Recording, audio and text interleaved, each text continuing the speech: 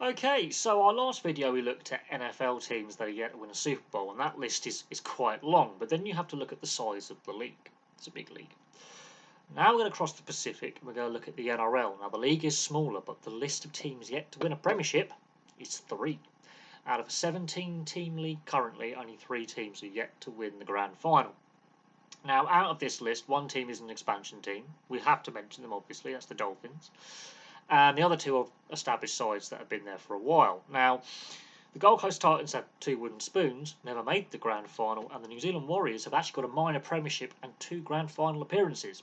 So, let's have a look at the Redcliffe Dolphins first, then the Gold Coast Titans, and then the New Zealand Warriors. And then I'm going to leave a question for you guys at the end.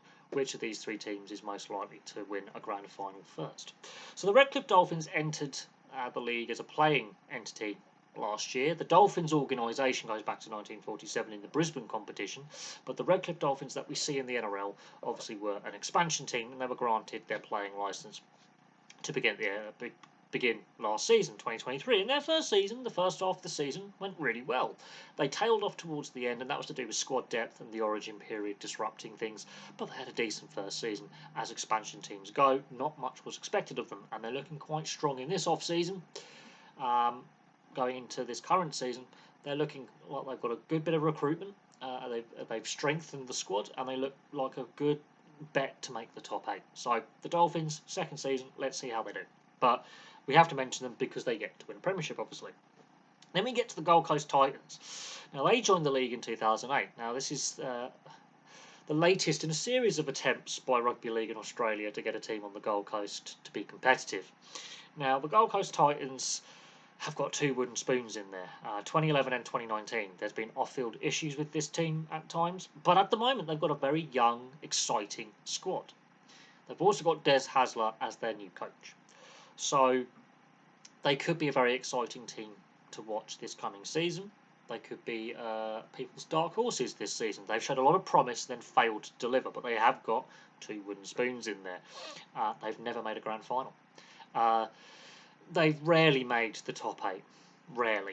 They've had a few top 8 and even top 4 appearances, but they rarely go deep into the postseason. They do struggle. They're a run-of-the-mill side. They're pretty average. They're mid-table, or the bottom half of the bottom 8. But they've only got the 2 wooden spoons. And for a team with a lot of success, that's not too bad. For an average size that's trying to build something and get better, only the 2 wooden spoons. There are some worse teams out there that have Premiership wins that have a lot more wooden spoons than the Gold Coast Titans. And then we get to the New Zealand Warriors. Until the Dolphins joined last season, the Warriors were the only side not to have a Premiership or a wooden spoon. Yes, the New Zealand Warriors have never, ever had a wooden spoon. But they've got 2 runners-up appearances. They've been to the Grand Final twice, and they have a minor Premiership. So 2002, they make not only the Grand Final, but they also win the minor Premiership. They also make the Grand Final in 2011. Now, they've been a team since 1995, and for most of their history, they've been uninspiring. They've not had long postseason runs. They've not really done much in the postseason, apart from their 2 runs in 2002 and 2011. And last season, they showed some promise of doing that again. They've not really had a lot of postseason success. But at the same time, they've never had a wooden spoon. Which is very interesting. They've been a pretty average team for the majority of their existence. But there's periods, every 10 or so years, where they just go on a run. Now, they showed some promise this past season. Can they build upon that? They've made some interesting recruitment decisions, which are very noticeable. And of course, there's that period where they spent in Australia because of the COVID pandemic. Has that galvanised this team a little bit? But that minor Premiership and also being runners-up in the Grand Final in the same season, that is a discussion for another video. Is there a curse of being the minor Premiers in the regular season and then failing to win the big prize, which is the Grand Final and the Premiership at the end of the postseason? We've seen this debate before, especially with, like, say, the NHL with the President's Trophy and then failing to win a Stanley Cup or struggling in the playoffs. Is there a similar curse with teams winning a minor Premiership and then failing to go on and win the Grand Final? There's a video for another day, but it's very interesting that only 3 teams are yet to win a Premiership in the current NRL structure.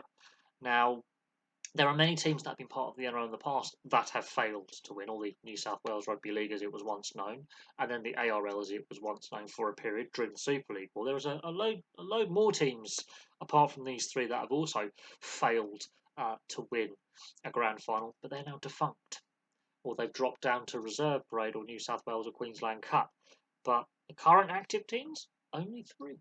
So it's interesting. The Warriors have been the closest. Out of these three teams, which one do you think is going to be the first team to actually lift an NRL Premiership title? And not just the minor Premiership, but the actual grand final, win the grand final. Which one do you think it's going to be? I think the Warriors are most likely to do it in the short term.